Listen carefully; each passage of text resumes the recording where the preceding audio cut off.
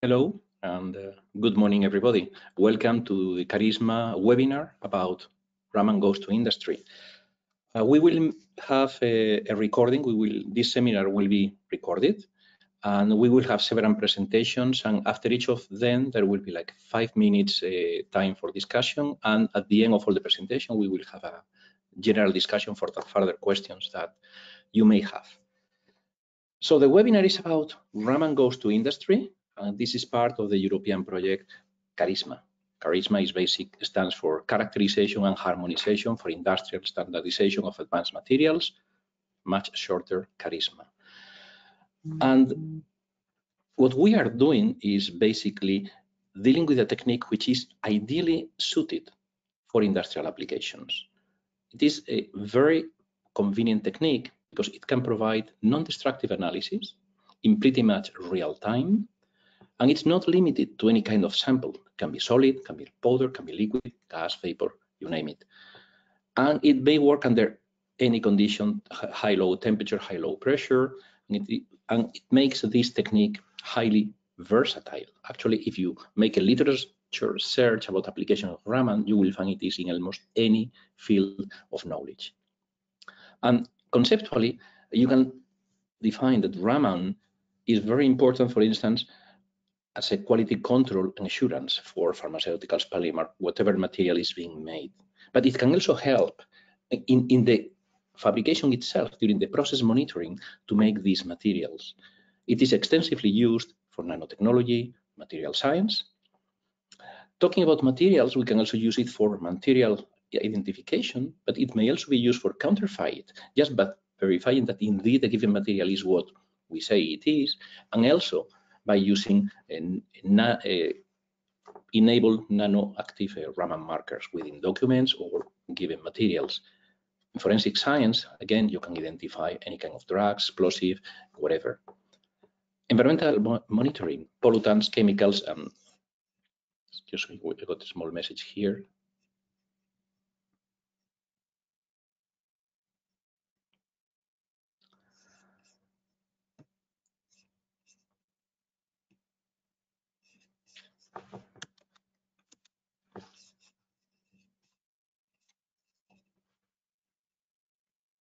You know that when you make things in direct, problems happen, and for some reason my presentation has disappeared.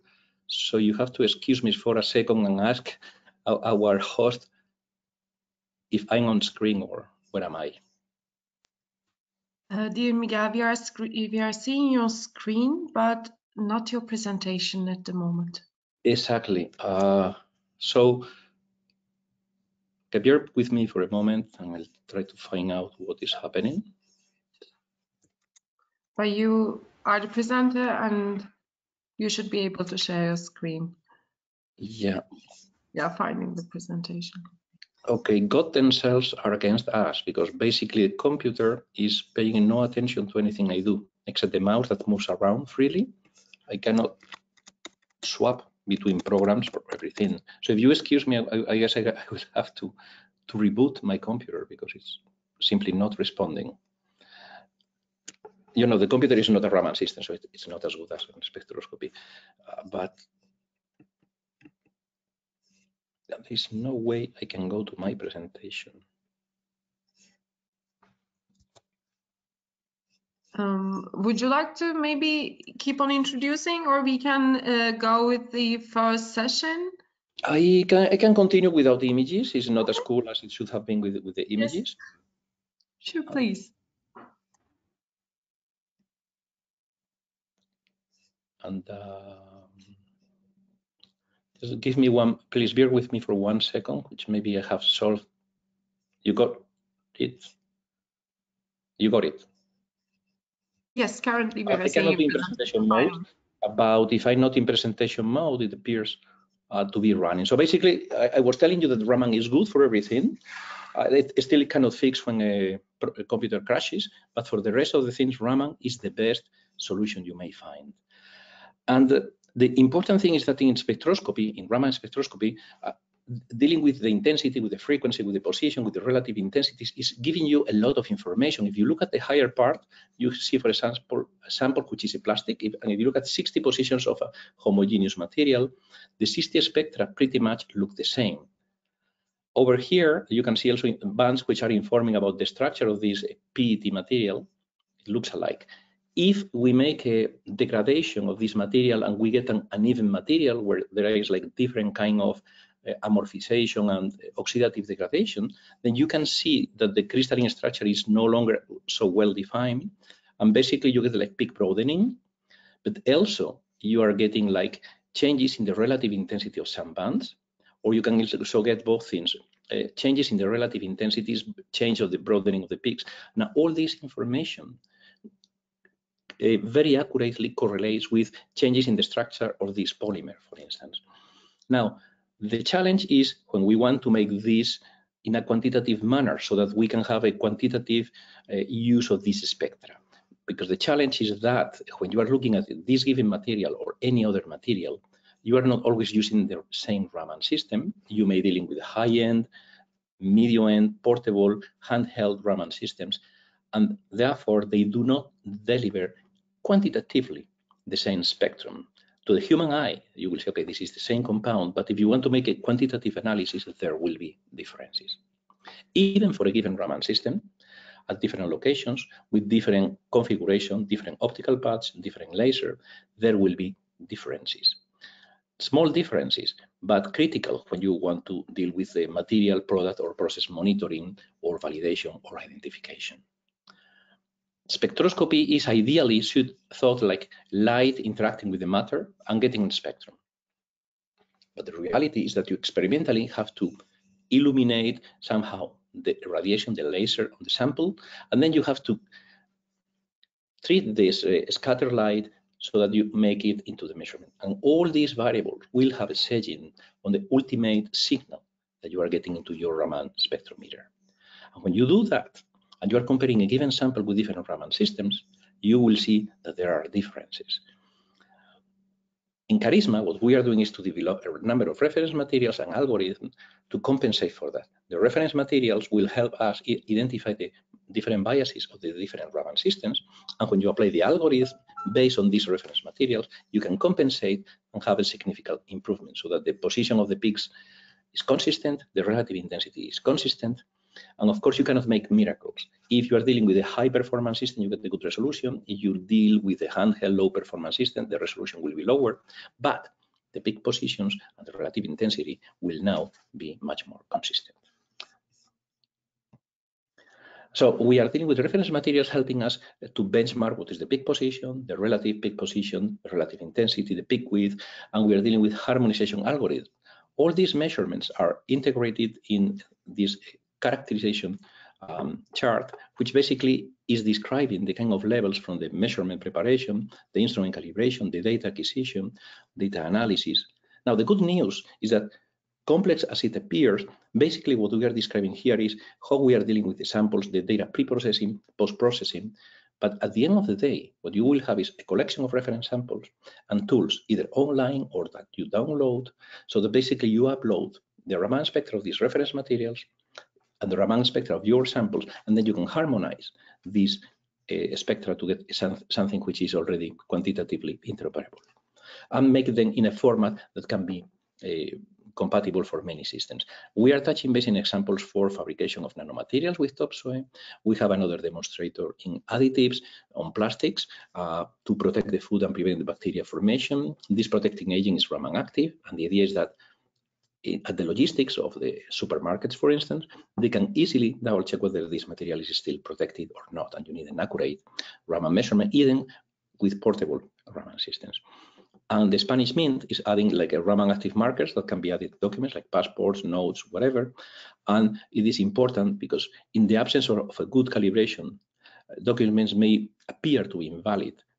And when you have the harmonization, things will be much better validated. Here I had an animation where basically in Charisma, in addition to all these solutions and all the methodologies that we are developing to take you there, we are making like a collection of fact sheets and quick guides that will help you select things, because many of you are already experts in Raman. Many of you already have a Raman system. Many of you will want to buy and get a Raman system at the end of this session.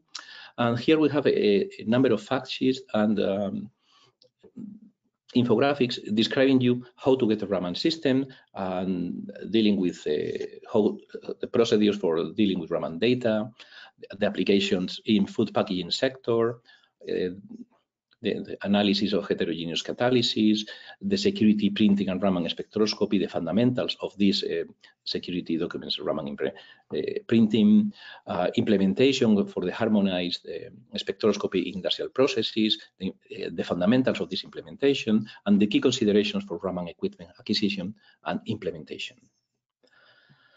So, during this seminar, you will have several presentations dealing with the calibration and twinning, dealing with Raman software, and dealing with specific applications. And with this, I will give the screen to the next speaker, who is Enrique Lozano from LODIS. Thank you so much.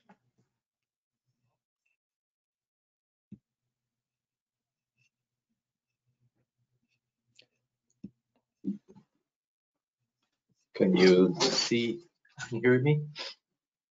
Yeah. I'm trying to stop sharing my screen. I believe it's not working. Okay. Yes, Enrique. I'm the right. Excellent. Thank you, Miguel Angel. Thank you, Jasmine, for the introduction. Well, the second talk of today is about the calibration on protocols that Charisma project has put together, why the reasons of those proposals. So the main focus right now is why the need of the harmonization and why the need of the standardization of the actual protocols.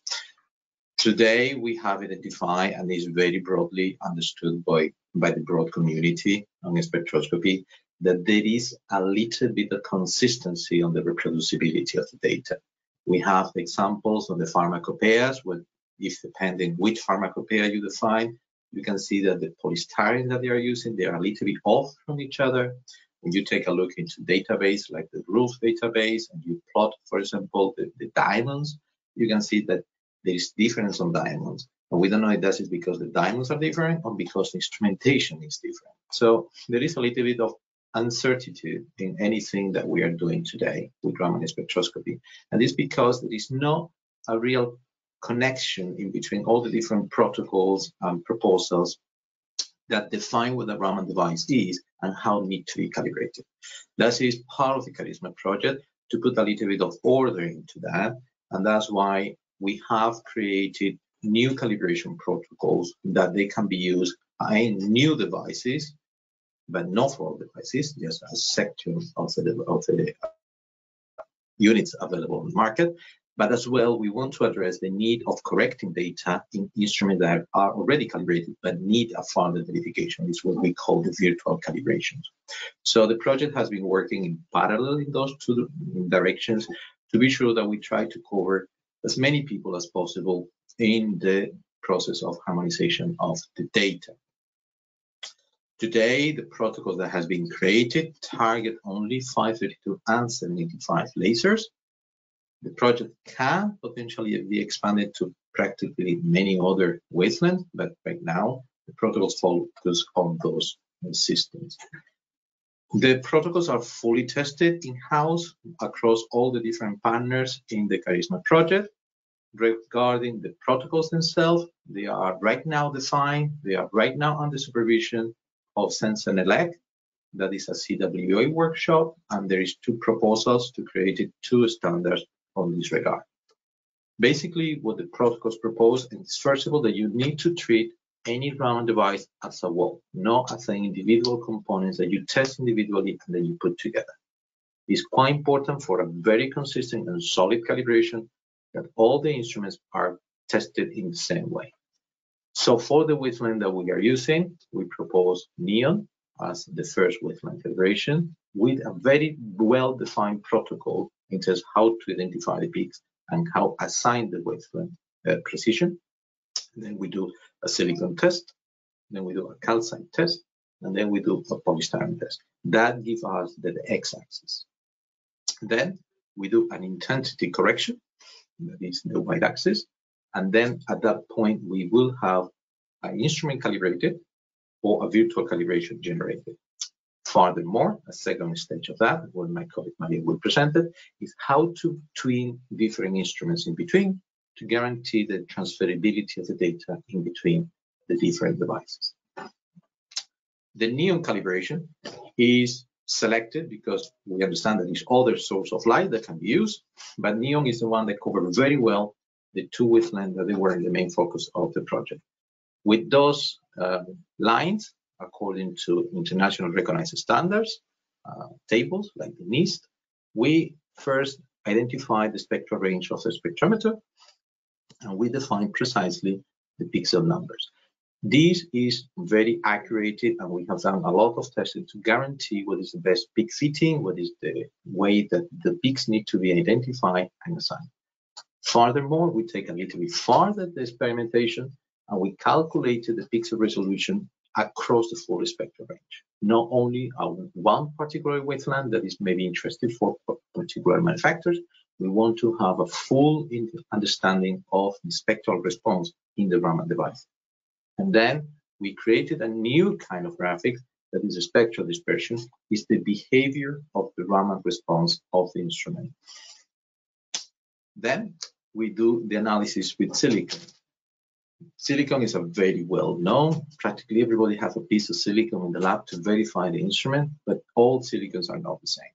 So the project Charisma has taken the very long path to identify and tested a very large number of silicon samples and understand the effect that this test can have in the calibration of the instrument.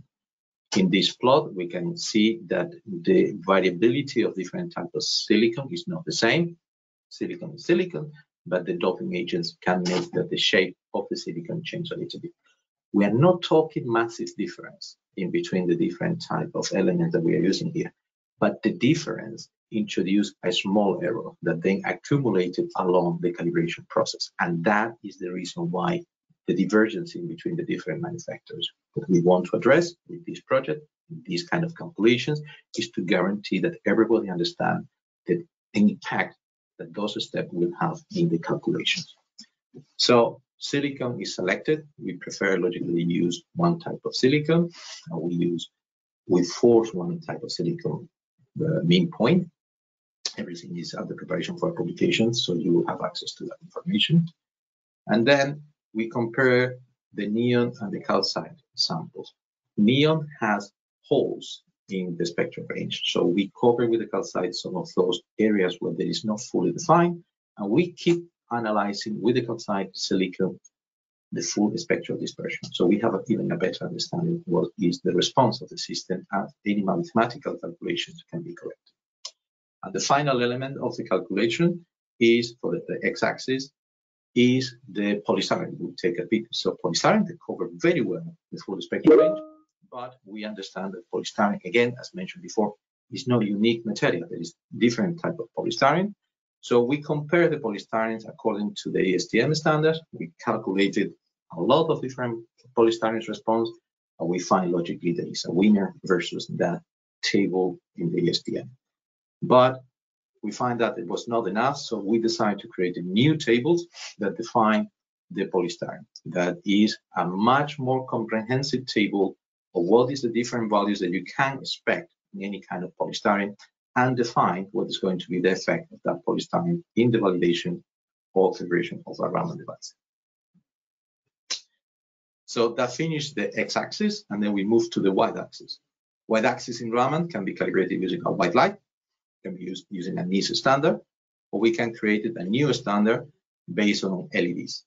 So we have compared the different light sources, and we can guarantee that right now the intensity of the different elements, white light, NIST standard, or LEDs, intensity correction light, are a match. This is very important to have access to precise ways to calibrate the intensity correction across a broad number of instruments. So with this, I pass the word to my colleague Maria.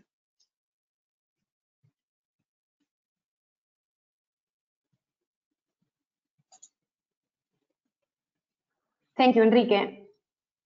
Okay, Could you see my presentation? Yes, clearly. Thank you. Okay, thank you so much. Okay, thank you, Enrique. Hello, everyone. Now I am going to explain the twinning protocol that we have developed in this project. I am going to start with the objective of this protocol. We have developed this protocol in order to obtain the same Raman spectra in terms of Raman intensity. This is because we want to be able to compare between different Raman devices in order to have an interoperability between different spectrometers. This protocol allows to find the relation or the algorithm that we can have between two different Raman devices. And to do this, we need a reference sample, as I will explain later.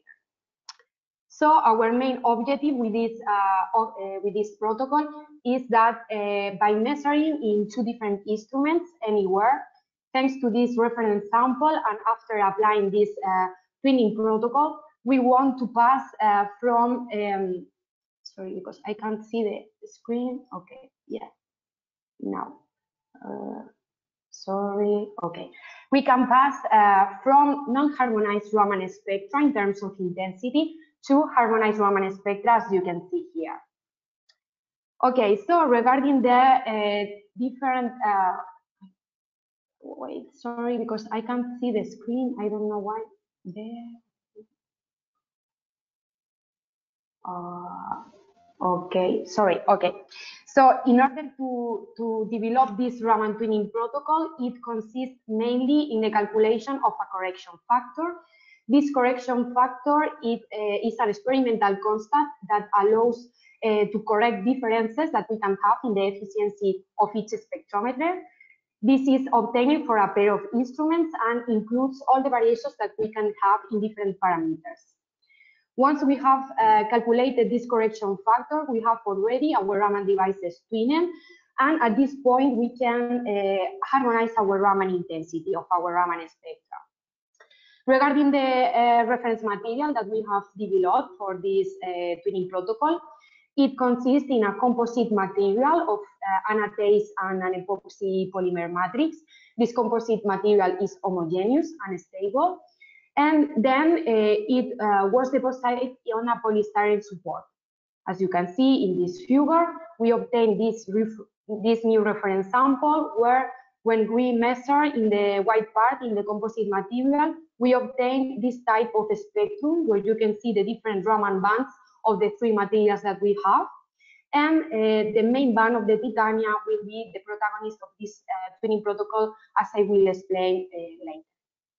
Regarding the different steps that we have in this twinning protocol, we have 5 different steps. I am going to explain a case study in order to explain them. And to do this, I am going to perform the twinning between 2 different BWTech spectrometers using the 785 nanometers laser. And it is necessary also taking into account that when we make this twinning protocol, we have always a reference Raman device, and then we have a twinning Raman device or the device to be twinned. So let's start with the first step. First of all, we need to obtain the Raman spectra of the reference sample at 5 different laser powers in both Raman devices. As you can see here, the objective is to obtain 5 spectra with the reference Raman device and the other with the device to be twinned. In this case, the integration time is the same, but we can also use different integration time for each spectrometer. It depends on the signal noise that we obtain. Then, in the second step, we have to make some pre-processing in our Raman spectra. First of all, we have to normalize our Raman spectra to the same conditions of laser power and integration time that we have used in the reference device. For that, you can see now that in the graph, we have in the device to twin the same laser powers that we have used. And in this step, we have also to remove the baseline, as you can see in the graph. This is because we want to have similar spectra in terms of background. Regarding the third step, here is when we have to make these previous calibrations and corrections that Enrique has explained before. Above all, it's necessary to correct the relative intensity in our Raman spectra. In this case, we have used the LED lamp that was manufactured by Elodie. Once we are in this step, we can see that we don't have our Raman spectra harmonized because we don't have intensities similar between both spectrometers. Regarding the fourth step, here we want to calculate the correction factor, that is this experimental constant that I have explained, and for that we have to calculate the power regression lines. To do this, the first thing that we have to do is to calculate the maximum intensities that we have in our main band of the titanium for all spectra, and we have to represent them versus the laser power, as you can see in this graph. Then we are able to obtain the equation lines that you can see. And after, if we divide the slope of the reference Raman device by the device to be twin, we obtain our correction factor that in this case is 1.39. So in this point, we have our Raman devices twin. The last step is about the harmonization of our spectra. We only need to multiply the correction factor by the twinning devices spectra. And at this point, we can observe how our Raman spectra fit in the intensity for both Raman spectrometers for each pair of laser powers. Okay, you can see here that intensity is constant. Finally, just to conclude, we could see that the twinning protocol that I present allows to obtain this correction factor, this experimental constant, in order to twin different Raman spectrometers. And we could see also that the Raman spectra of the reference sample could be harmonized. Now, the next question is what happens if we want to apply this correction factor to the spectra of other materials, because we want this interoperability between different spectrometers in order to apply it to different products or different materials. So for that, here we have an example with a KNN material in order to harmonize them. You can see first in this figure the non-harmonized Raman spectra, but then when we multiply the correction factor by the spectra of the device, of the twinning device, we can see that the intensities match for each pair of laser powers. In addition, you can see here also an example with another twinning. In this case, we have made the twinning with another optical path with the green laser. And we can see also that we are able to harmonize the Raman spectra. Just to conclude, we have a 95% of coincidence of each pair of laser powers. So we have good results for this twinning protocol that we have developed. And that's all. Thank you so much for your attention. I think that now we have 5 minutes for questions. So please, if you want to ask something, you can chat in the panel chat. Thank you.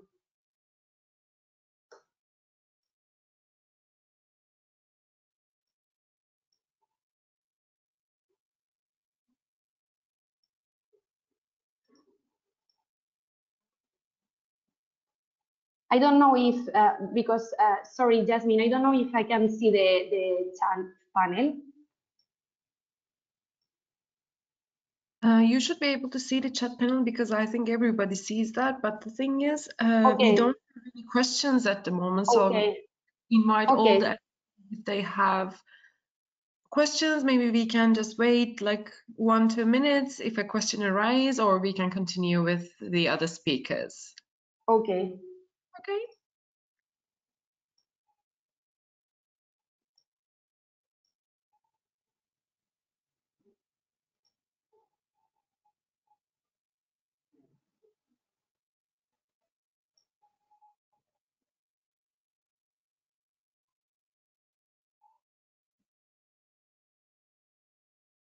If there are no questions. Okay. Okay, I will give the floor to Dirk. Thank you. Maybe I will continue. Can you see my monitor now? Okay. Yes. So, yeah, good morning, ladies and gentlemen. My name is Dirk Lellinger from Fraunhofer LBF in Darmstadt, Germany. And I want to present you one of the 2 softwares that we have developed in the framework of the Charisma project. And I want to present you Altaxo, which is a general data analysis and plotting program. Of course, it's much more older than the Charisma project itself, but I have implemented special functions, especially for spectra and especially also for Raman spectra. Yeah, here is a welcome page. You can see I have instructions how to download and how to install Altaxo. And you can go to the download page directly here, and you see you have either the possibility to download here the MSI file, which requires admin rights to install it, or you can download the binaries and simply unzip it in any folder you want to like. And then you have to, of course, you have to add manually your icon, and you have to register with the registry by a special menu button, but that's also very easy, and you can find it in the download instructions. Yeah, okay, then I go to the surface of Altaxo. That is here. You see an empty project now. Here's a project explorer with no icons in it, and you have different project items. One of them are tables, of course, and you can here open in an empty table, and then you have to fill it with some data, and you can do that either by import ASCII, and I do that now, and I will import here in Raman Spectrum. And yeah, you see here different columns. Here is a Raman shift column, and here's a process data column. That means the dark subtracted column. And in the moment, pixels column is assigned as X, but we want to plot it over Raman shift. So we assign this column as the X column and then plot it. And you see it's a polystyrene spectrum with some fluorescence on top of it. And now you can, for instance, you can process it in any way. I will do that, for instance, by selecting here this column and say, okay, spectroscopy, pre-process. And what I want to do is only simple to remove the baseline of this fluorescence sink. And I use here the SNP algorithm for that. And I say, okay, the half-width of the SNP is 50 inverse centimeters. And then I got the pre-processed spectrum out of it, and you can plot now the result, and you see the baseline is removed.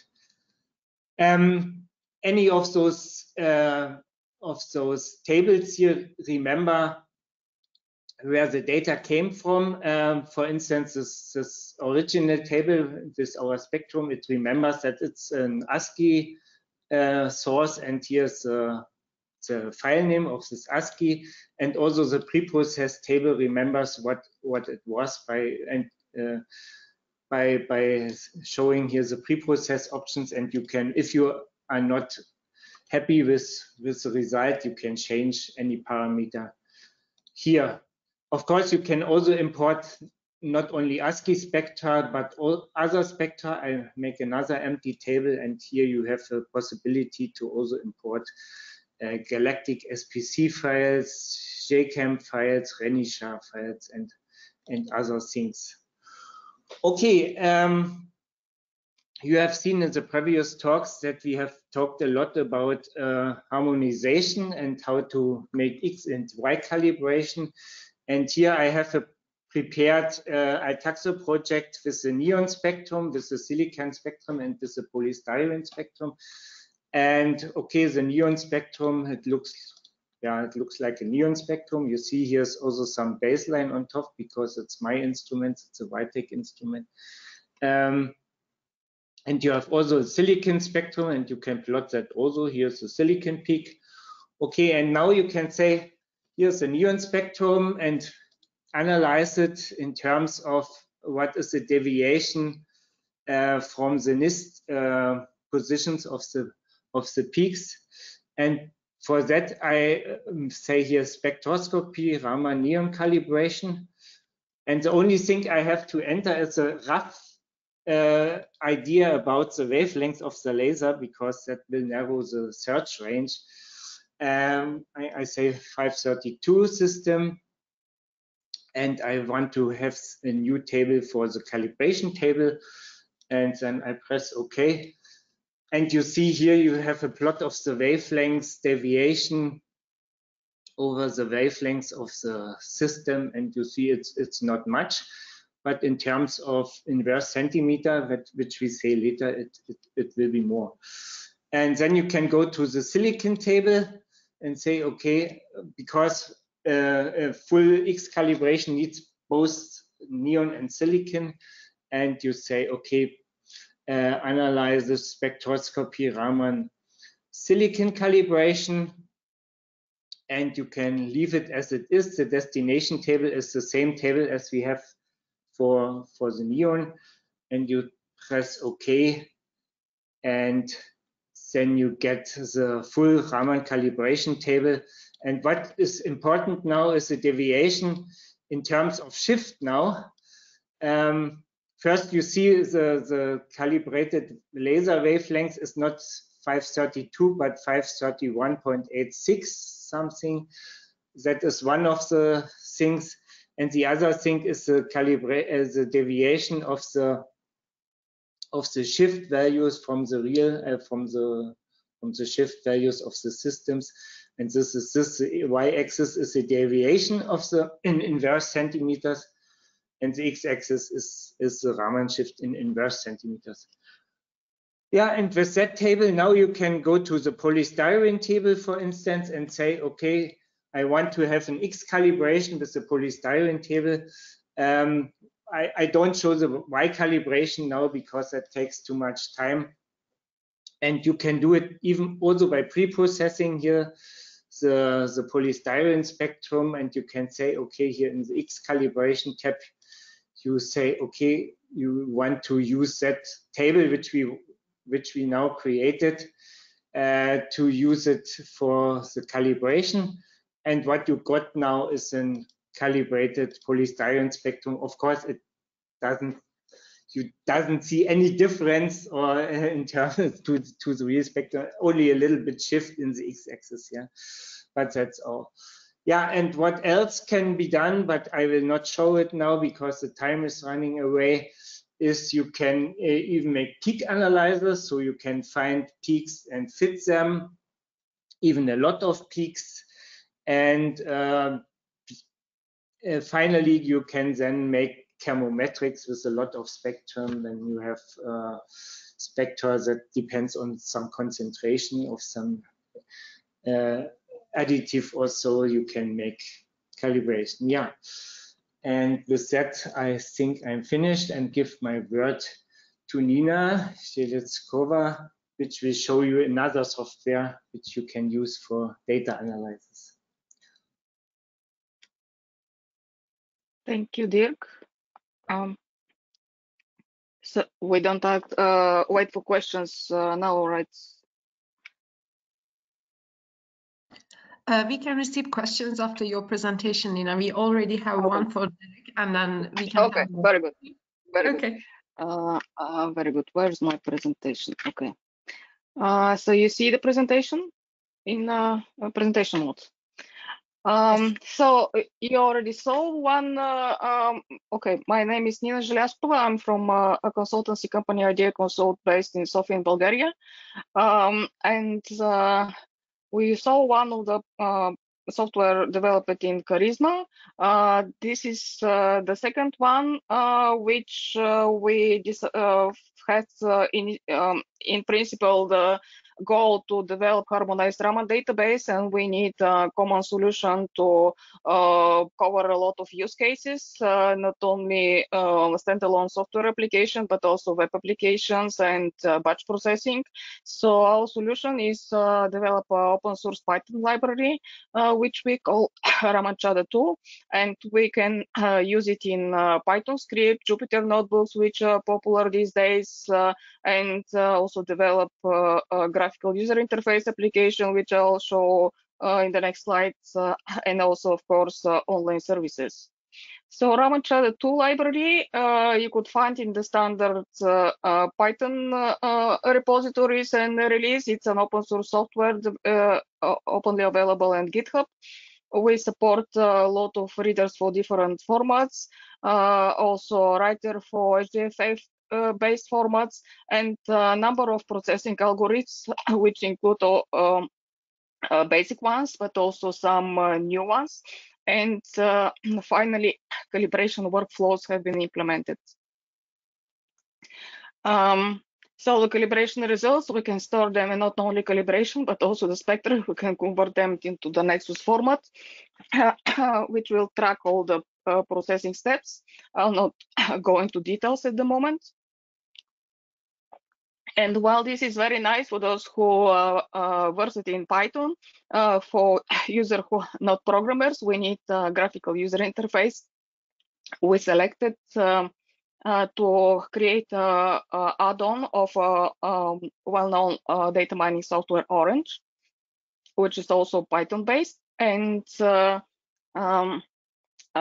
the functionality which is available in Raman 2 is now also available in graphical user interface. We have visual guides hosted openly on Zenodo, and this is more or less how it looks like.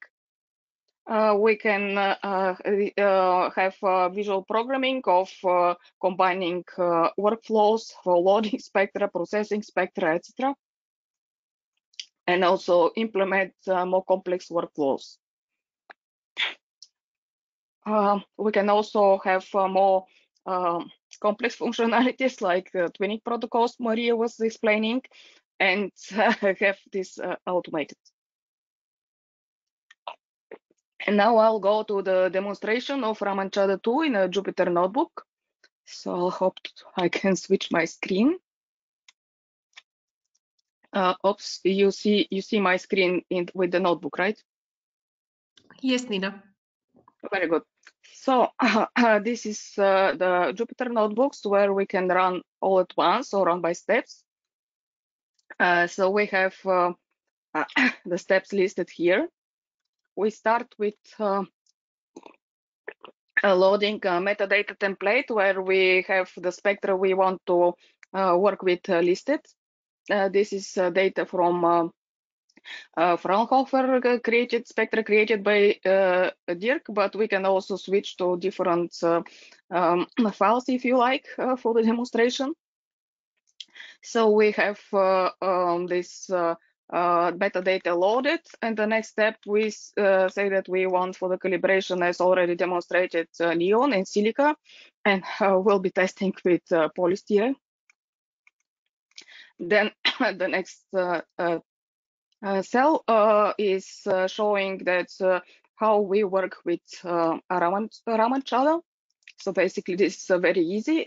Load the file from with one line, and then we can plot the spectrum right here.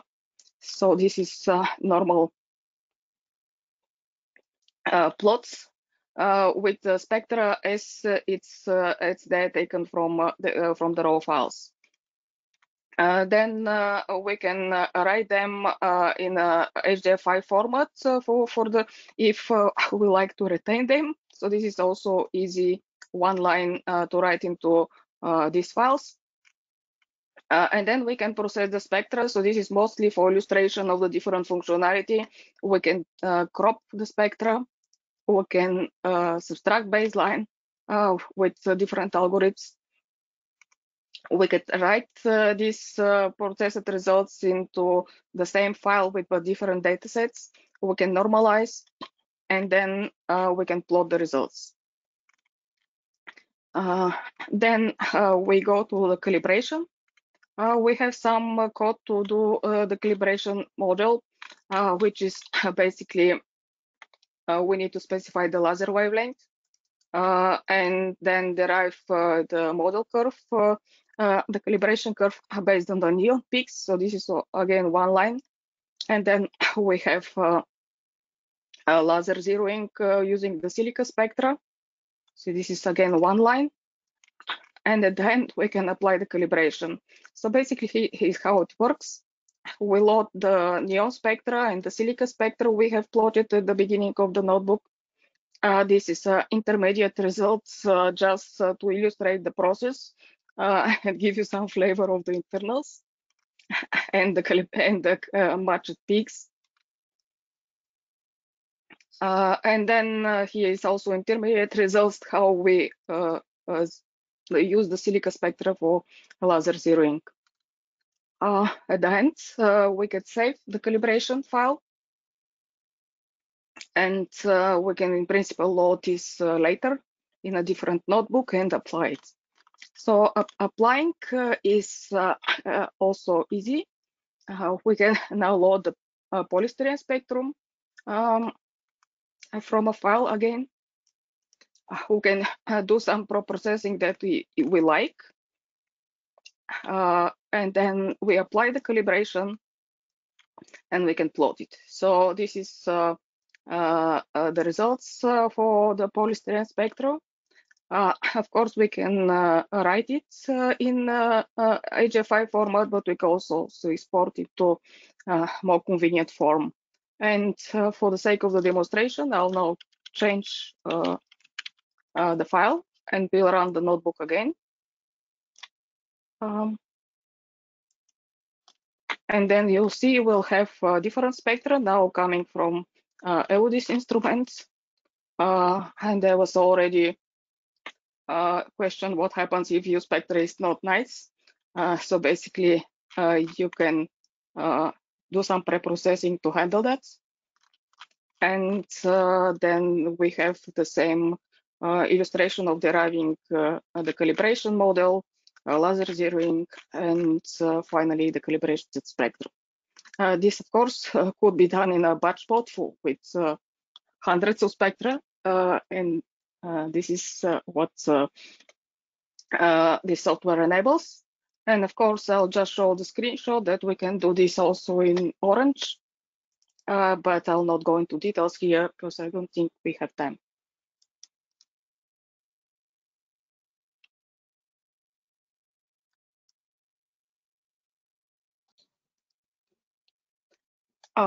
Okay, and with this, I would like to. Do you see my screen still? Yes, we do.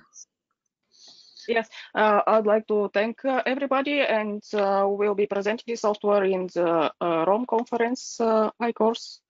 So if you need details, we're always happy to answer through the GitHub questions and issues, and of course in the conference. Thank you. Yeah. Okay. There was a question in the chat which is about, or I can read it. I have a question about the process if the y-axis, about the y-axis calibration. You are you are assuming that you have a great spectrum or signal from your device. But what happens if the fluorescence has an important impact in the signal? Can this affect the process? Okay, you have two things when you make the calibration. So you need to have a light source. So either the EUDIS LED light source or the NIST source. Then, of course, that is already fluorescent, and the only thing you make sure is that your spectrum is well dark subtracted, because if you have an offset on your spectrum, then it will not work and give you wrong results. On the other hand, if you apply this y-axis calibration then to another spectrum, then of course if you have fluorescence you will enhance the fluorescence signal, but this is okay because this is exactly what you want to do. You want to have your sensitivity or what of your spectrometer exactly as it is in the calibrated state. So let's say, yeah.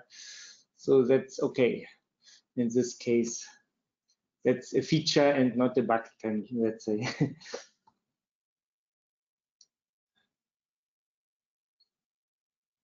Is that the answer to your question?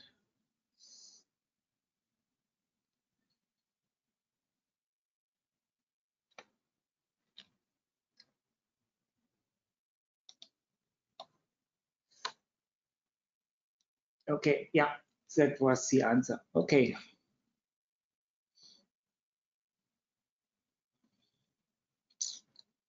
Okay, if there are not any other questions, I think, was there another one? No. We have another one.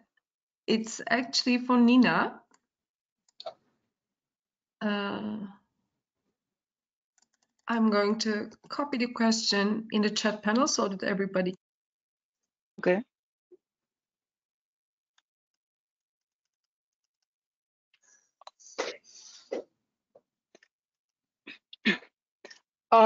Yeah, it's a single batch in the Python notebook, which was especially to be able to fit in the time for this presentation. Otherwise, we have workflows with all the round robin data, which is several hundreds of files developed by partners.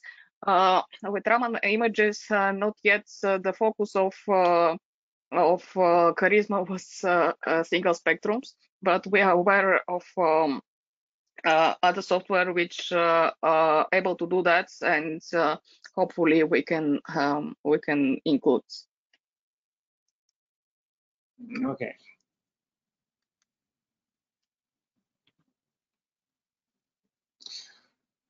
Good, if there are no other questions, I think we can proceed with Pablo.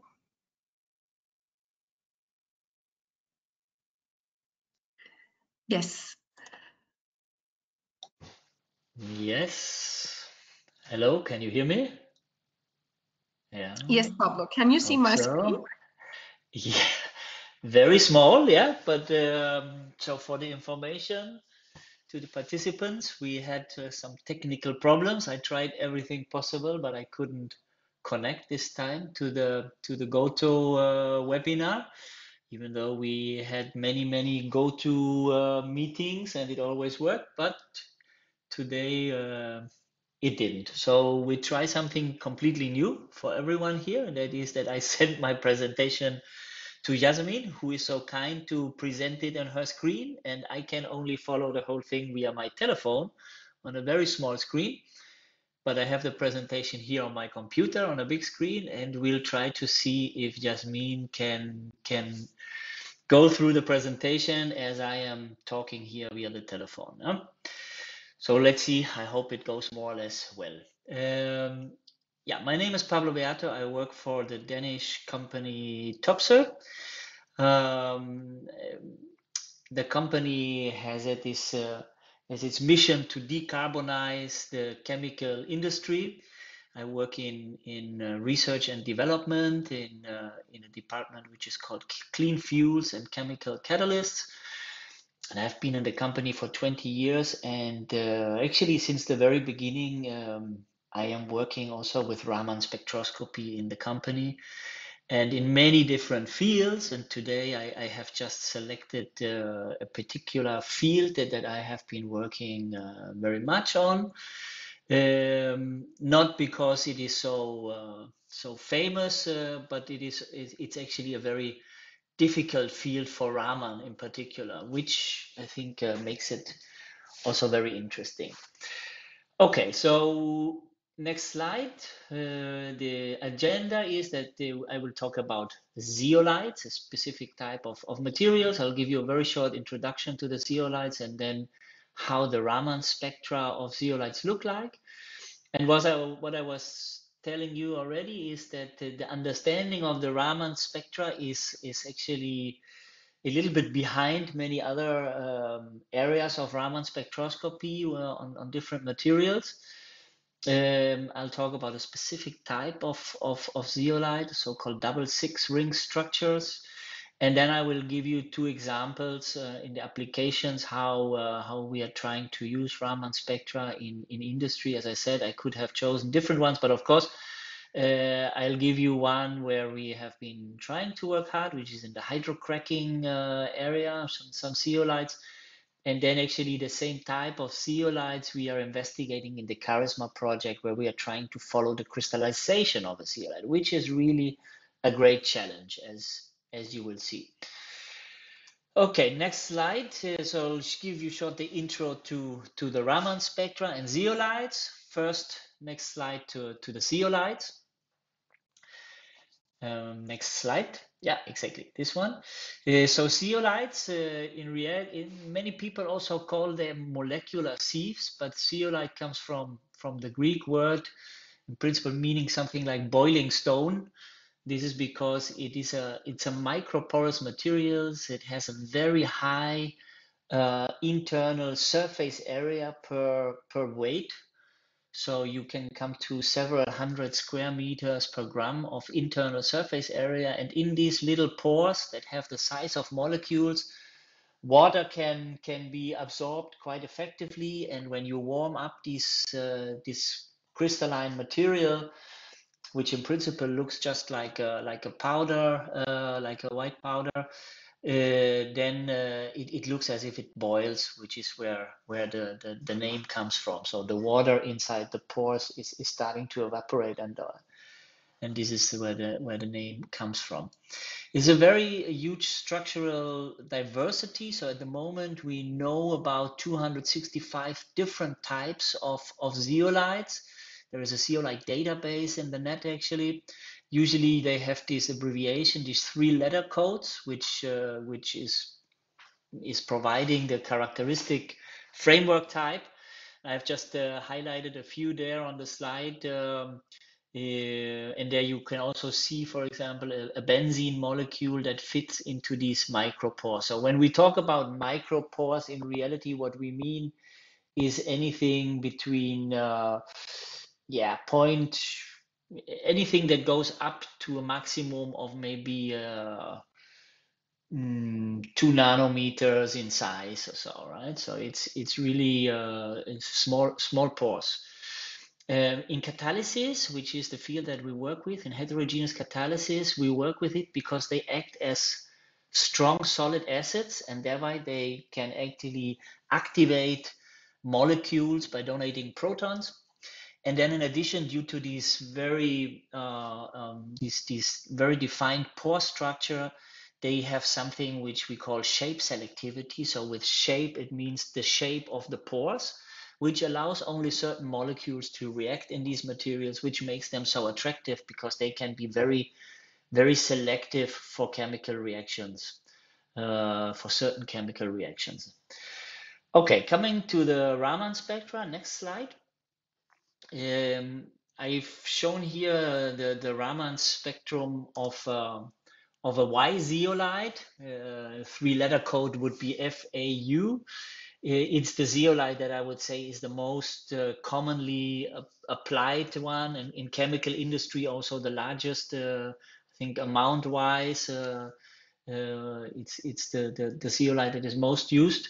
And the Raman spectra you can see there, and you have an area next where which is actually common to all zeolites, that is related to the silicon oxygen bonds, because it's a silicate. So in principle, actually, it's SeO2, so like sand on the beach, and silicon is tetrahedrally coordinated by oxygen.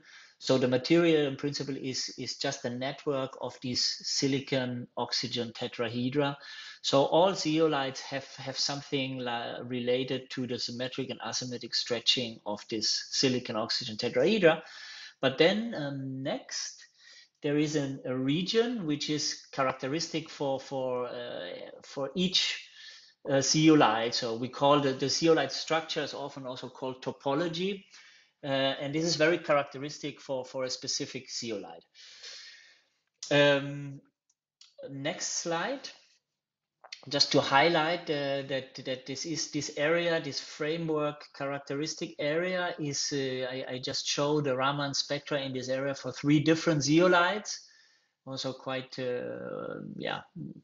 known zeolites for the community, and you can see that it's a very different Raman spectra in this area, which is very characteristic for the type of rings of the connectivity of the silicon oxygen tetrahedron. You can see also to the right that people try to deconvolute these spectra, and they try to explain these different bands by ring vibrations. So I have highlighted the structure there of two, so the beta zeolite and the ZSM5 zeolite. You can see it's in principle, it is rings, smaller rings and larger rings, which are the pores. And in a way, these rings, they collectively vibrate, and this is what produces these characteristic vibrations in this area. But how exactly does that work? And that's actually a good question. So next slide, I'll try to explain a little bit about how does it really work with the Raman spectra. And understanding, I would say, is a big word in this context. I would say that we start to get some ideas, but I think we're far away from really understanding the Raman spectra of zeolites. But anyhow, next slide. So I've selected here a rather recent publication from 2019 in JAX, where they try to see if they can give an explanation to the Raman spectra of zeolites. And next.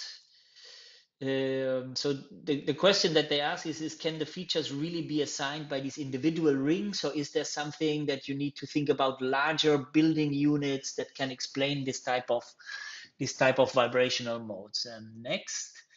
So what they came up with is to look into, when they looked into the different structures and tried to calculate the Raman spectra, they could see that they found a method to explain the different bond angles and bond lengths of these silicon oxygen tetrahedra with these tricyclic ring motifs, which are very characteristic for each of the zeolites actually.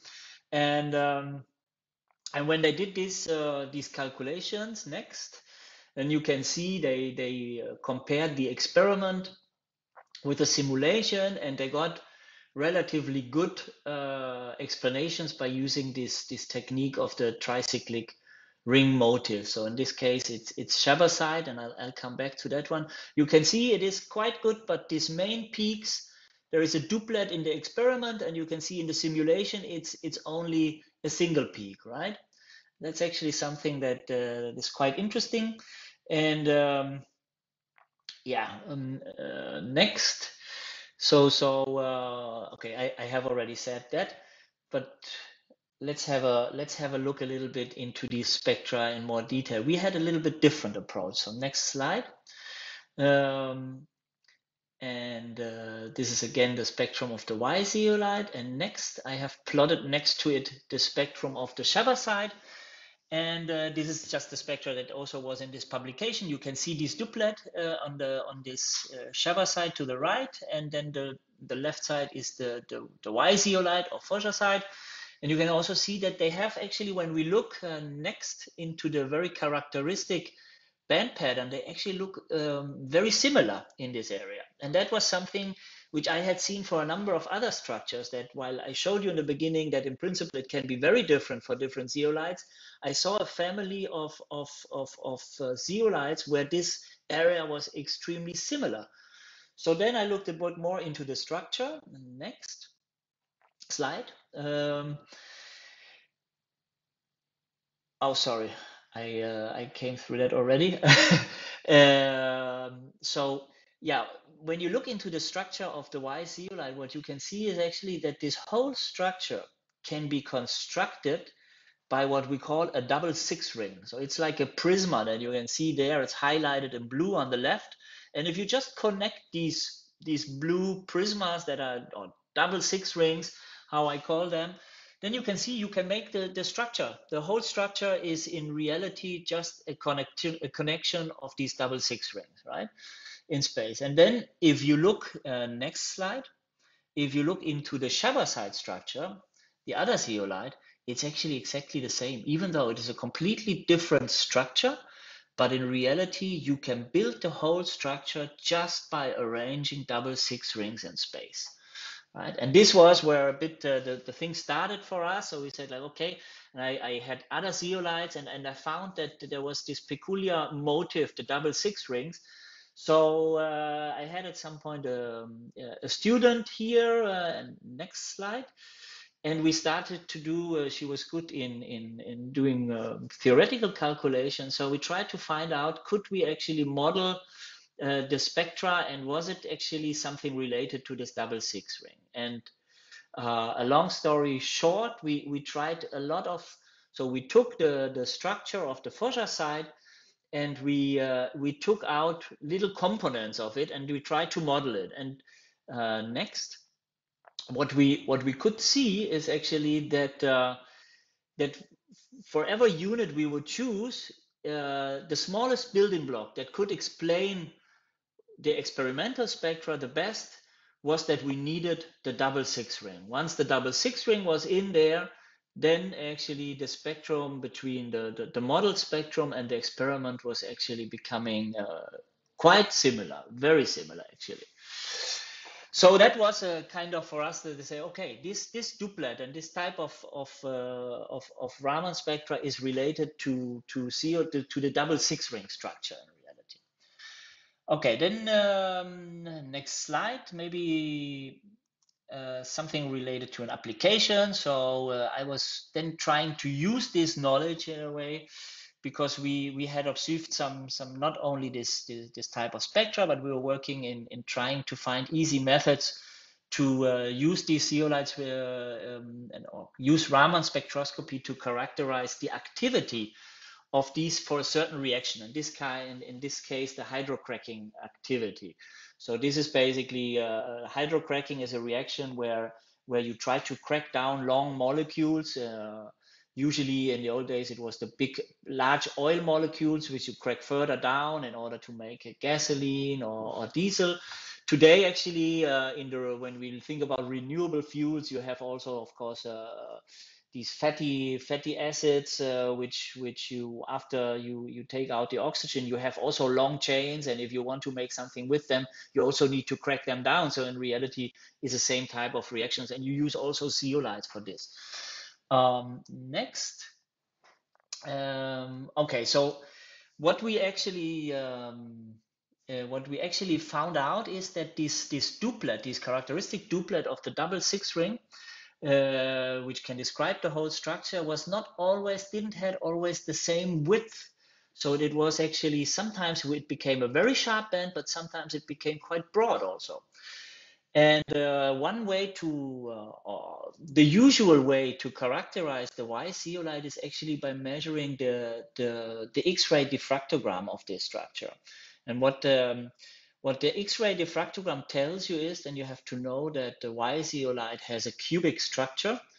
And if it is only composed of silicon and oxygen, then you have a certain dimension of your unit cell in the X-ray diffraction, right? When you have a cubic structure, all the cell parameters are the same. So A is equal to B is equal to C, and all the angles are 90 degrees. So you can just use the A parameter as a characteristic parameter for your unit cell. And then there is the fact that once you introduce aluminum into the structure, which you need to do in order to get these acid sites into your structure, once you introduce aluminum is a little bit bigger than silicon. And by just measuring the unit cell and see that the unit cell gets bigger and bigger, you can actually measure, or some people have used the unit cell as a measure for how much aluminum you have in your material, which kind of is a measurement of how much active sites you have in your material. And so when I then plotted the width of these peaks against the unit cell, I could see that there was a clear correlation between these two things, which made me think that actually it was sort of that the width was related to the amount of aluminum in the zeolite reality. So next. Yeah, so there was a good correlation, but sometimes, of course, it was also deviating, and we try to explain this. You not go into the details, but as I said before, the aluminum in the structure is key for the activity. So if you have a measure by just measuring the width of the Raman bands, then you could sort of maybe correlate it with the activity in the catalytic reaction. And okay, before that, maybe next slide, the explanation basically that we try to, why the bands get broader actually in this case, is related to the fact that as you're introducing aluminum, yes, your unit cell is increasing, and that's what you measure with XRD. But what in reality also happens when we are just looking into the double 6 ring is that as you introduce aluminum, you are slightly changing the bond angles in this double 6 ring, and changing, then we did the calculations, what would happen if you change the bond angles, and then we could see that there were systematic shifts. So in reality, the broadness of the band is kind of reflecting that now aluminum disturbs the symmetry of the system. It changes the bond angles in the double 6 ring, and that makes that that your band is shifted, and makes that overall over the, and if you make if you measure the average Raman spectrum, you get broader bands, right? So this is at least the explanation that we had for this. And then next slide. We try to see, so you have in on the right axis here, you have the, oh, yeah, you have it there.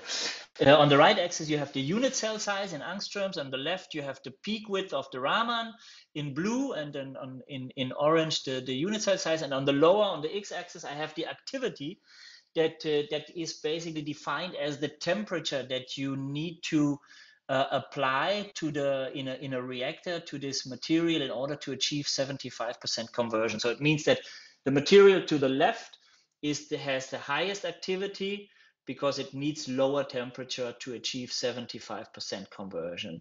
And what we could see is actually that while the unit cell size, so the orange spots, are like all over the place, even though the correlation is not really perfect, but we could still see that it's a much better correlation. But when we use the Raman peak with the hydrocracking activity for this reaction, which kind of is, of course, related, that what we are measuring here is the amount of active sites when measuring the Raman bandwidth of the spectrum of the Y zeolite. Next slide. So the next application that I want to talk about is actually monitoring the crystallization of zeolites, and this is the key of what we have chosen for the Charisma project.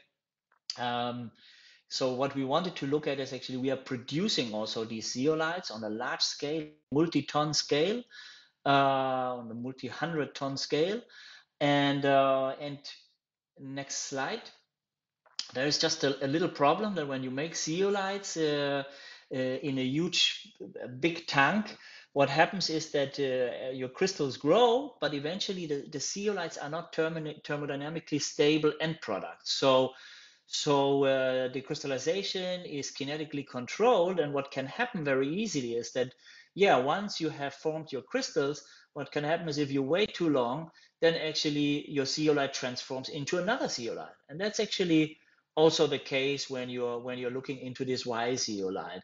So what we do when we do this in big scale somehow is that we have developed a method that we have this huge tank, and then an operator comes who takes out a little sample then, and we have developed a method based on X-ray diffraction how to characterize then the state of crystallization by X-ray diffraction. But it is quite a tedious way. You have to take out a sample, you have to dry it in a specific way, you have to get the X-rays, you have to analyze the spectrum, and then you can say where you are on this crystallization curve, right? And whether you have already started to form some byproduct or not. So we were thinking, could we do the same thing with Raman quasi in situ, right? So, and this is, so could we just monitor the Raman spectra during the crystallization and thereby get a direct measure of the state of crystallization? Next slide. Yeah, so this is actually the part of the Charisma project. I guess I don't need to repeat here, but we are one of the 3 industrial partners in this. So there's also security markers and food packaging, and we are representing chemical industry here. And yeah, as I said, we are trying to monitor the crystallization of zeolite. So next slide, and next. So what you see here is in reality what we have been trying to do in the last 4 years was to go from very small scale, where we have a small optical fiber, and we try to monitor the crystallization of the zeolite on the lab scale and small scale, to actually design a good spectrometer and a good fiber, which is not so easy because the conditions to crystallize this material is high temperature. It's a very basic medium, so you cannot just use any kind of optical fiber, and also not any kind of laser. So we needed to design a probe head and a spectrometer, and then get to the end to a demonstration where we actually have in our facilities 100-liter tank, from which we can basically go from there to large scale. So kind of a demo scale, right? Next, the objective of the Charisma was to follow and understand the stages of the crystallization of Raman, and identify in a way the optimum to stop the reaction at the plateau where you saw the crystallization profile there, right? To have the pure zeolite and not any byproduct formation. Next slide. So the good point here was the first thing to try was actually to see, could we, with the Raman spectra, actually identify the product and the byproduct. How different are they actually? And the byproduct in this case is what we call the P zeolite, while the product is the Y zeolite. And you can see the spectra are actually not so different, but different enough, we thought. So it's there is a difference of roughly 20 wave numbers or so between the most intense peak in this area. So this is actually the peak related to the 6 ring that we were talking before about. Now you're wondering why it's not a duplet. And that is because when you crystallize the material, it has a lot of aluminum. So as I said before, the more aluminum, the broader gets the bands get. And in this case, this duplet has actually merged into one big peak, right?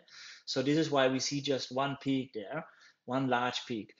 So that was good news, and with having that, we started to do some lab experiment. Next slide. No, next. Yes, and also next. So then you can see this was some lab experiments, and we tried to do some in situ on a small scale, and we could see, yeah, indeed, also in this in situ spectra, we could see as the crystallization time was increasing. Now, of course, all this is measured in situ, so at a high temperature, right in the reaction media, while the spectra to the small spectra that I showed you, the reference, that was nice spectra, of course, that you just take when you have the powder out of the reactor. So this is in a solution, not so easy, so the spectra get more noisy. And next, what you can see also there is that probably some chemometric will be needed to really follow this. But next slide. We then did the demonstration actually, and on the left you can see what we followed the crystallization over 120 hours, and then we tried to look a bit more careful into the spectrum just after 18 hours when the crystallization has started, and there you can see that we can model this duplet with one Gaussian peak actually. And then if we go to the spectrum at the end after 120 hours, where we have a significant amount of the byproduct of the P zeolite, then we need 3 Gaussian peaks, of course. So we need the one from the Fokker side and 2 more peaks to explain the gismondine or P zeolite. And next. So what we then did is we took these 2 of light ends, so the beginning where we have the pure Y and the end where we could start to model also the gismondine, and then take these two type of spectra and take coefficients for this whole series in order to see how that would evolve with time. And then at the same time, we would take out samples and measure XRD, for which we had very well determined the state of crystallization and the amount of Fokker side and gismondine, right? So next slide. What you see there on the next slide, yeah, exactly. What you see there on the right is exactly, so on the lower, oops, now you went too fast. So on the lower part, you see the corresponding XRD diffractograms. So on the right hand, when we measure after 120 hours, you can see the gismondine. You can see that, I think, on top of the XRD, you can see 22. So that means 22 weight% of gismondine, right? In the beginning, we have 0. And then we try to take the whole time series with these coefficients, and you see this on the plot to the right, where we have the Raman coefficient of the 18 hours component, you could say, the Foja side, and in red is the 120 hour component, so basically the gismondine. And then on the right axis, you can see we compare this to the XRD, and we can see that, yeah, unfortunately, we have not really many measurements in this very critical time frame there. So at the moment there, we have only 1 point there, but this corresponds to roughly 1–2% of gismondine, and we can see that Raman was actually able to detect this, right? And all this in situ with a fiber, not having to take out the product there at all. So this was quite a nice result actually, and it shows that in the production, I think for the future, this could be really an option for us to monitor the process in situ and stop the reaction actually before we are getting significant amounts of this byproduct monitored by Raman spectroscopy. So next slide, I'll just like to give some acknowledgement to the people that did the Raman measurements and the theoretical calculations. So Aino, Irina, Tanya, and Nico. And then, of course, the Charisma group or the Charisma team, Søren, Raquel, Miguel, and Enrique. And the Yodas group who organized the webinar. And, of course, thanks to the EU for funding the whole project. And next slide, thank you for your attention. And if there is any questions, I'll be happy to answer them. And I think it went more or less fine. I hope at least, I mean, normally I go crazy probably with the pointer, so that was maybe even good that I couldn't do that. But if there's any questions, I cannot read on my phone, or maybe I can. Let me see. There is no question, I think. Is that right? No. Yeah, I have also checked and we haven't received any questions, but we can give a couple of more minutes because we have still, I don't know, some maybe 5–7 minutes to discuss overall what has been discussed in the webinar, as well as your points, Pablo. Yeah. And also there was a question addressed to Enrique or Maria, I guess, about these reference materials. If Enrique or Maria is here, can you hear us? Yes, I'm here. I'm with you. Yes. Okay, perfect. So are you able to view the chat actually, because the question is in the chat, otherwise I can read it.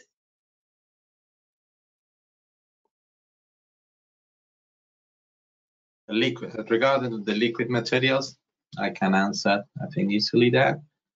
For the project, we have avoided to use liquid samples for a number of reasons. The first one is any sample that is a liquid requires a container.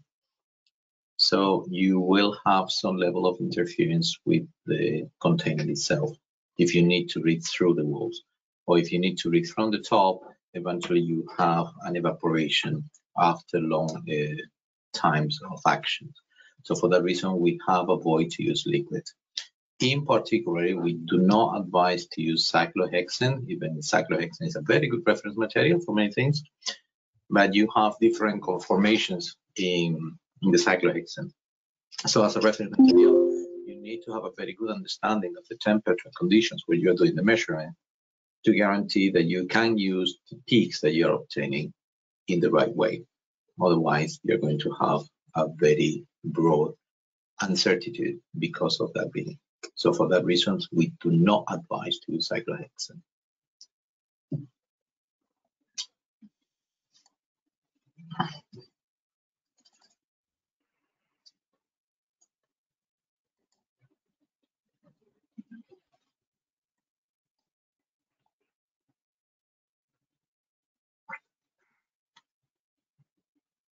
There's a question for Nina, I think, about the processing of Raman image.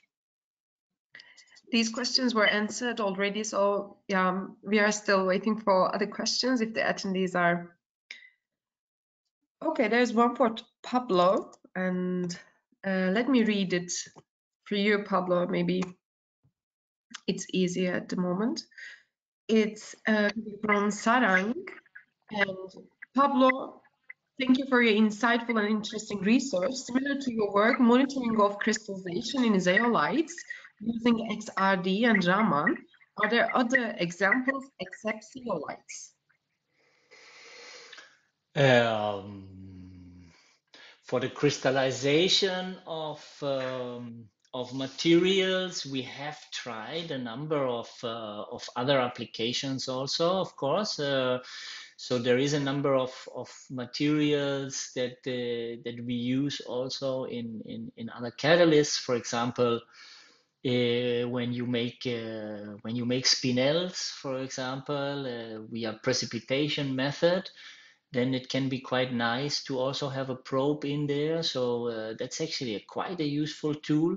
So the material precipitates, but then very often these spinels, they age also, and they change structure in the solution still. And these type of things you can actually follow quite nice. Otherwise, I have been doing many other applications. Usually, you know, in our field is in heterogeneous catalysis, we like to use Raman quite a lot because you are, I mean, XRD is great when you have a crystal structure, like in the case of the zeolites, but most of our catalysts, they usually are very dispersed on a high surface area carrier, like alumina. And it's just maybe a few nanometers thick layer or nanoparticles, so they don't have long range order, for which you for XRD you need this long range order in order to get an X-ray diffractogram. But Raman, you don't need this long range order. So therefore, in the preparation of our catalyst, for example, when we impregnate on a carrier, I'm quite specialized in the area of adding molybdenum, vanadium, tungsten, which are heavy elements and very good Raman scatterers. So this is something that definitively you can follow with Raman. How these from the solution, actually, what you have in a solution, you put it on a carrier, and then you can follow during the activation or calcination of your catalyst, how these very thin layers of your active material actually changing the structure during calcination. This is a very classical approach for Raman there, which is used for many years. And this is something that we do also here at Topsoe quite a lot, yes. I don't know if that answers the question. A follow-up for you, we have, again, Pablo. Thank you. What are your views on laser-assisted crystallization in such process, especially in presence of AI nanoparticles? Laser-assisted crystallization? In such processes? No. I mean, the lasers that we are using, usually, of course, that is one of the I mean, one of the big problems of Raman is fluorescence. I think we had that already. That can really be a showstopper. But on the other hand, you, of course, and this is something that I have been concerned with over the years many times, is that the effect of the laser, usually you try to avoid to have any effect of the laser on your crystallization itself, right? So you really try to avoid that the laser does something on top of your normal crystallization process, right? Because then you can get really fancy results, but it's not what you do in practice, right? So because at least on a large scale, I cannot see how you could use a laser for in a production of hundreds of tons of material that we do in our production. I haven't thought about it at least, but so far we are not.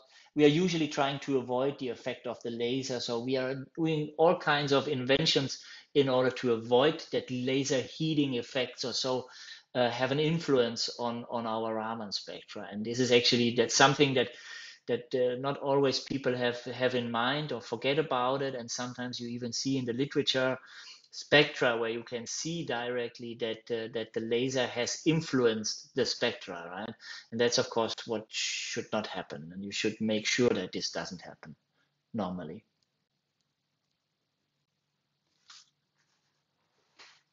Okay, thank you. Then maybe we can conclude our webinar with this answer, because we actually reached our time limit as well. So I would like to thank you all the attendees and particularly all the panelists. I think we handled it professionally despite all the technical difficulties. So thank you very much for your cooperation.